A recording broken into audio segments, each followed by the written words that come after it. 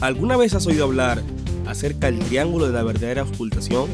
Hoy te contaré por qué es tan importante. El triángulo de la verdadera auscultación, también conocido como el triángulo de Bacaret-Samansi, es un espacio triangular ubicado en la región del dorso. Sus límites son los siguientes. Medialmente, el borde lateral del músculo trapecio. Lateralmente, el borde medial de la escápula. E inferiormente, el borde superior del músculo dorsal ancho. El piso está constituido por el músculo romboides mayor. Este triángulo es clave en la auscultación pulmonar, ya que presenta menos interferencia de estructuras musculares y óseas.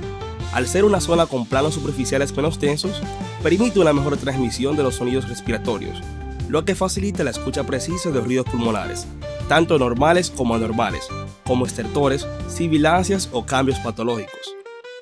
Así que ya sabes, si buscas emitir un diagnóstico más certero, este triángulo es el lugar perfecto para una auscultación detallada.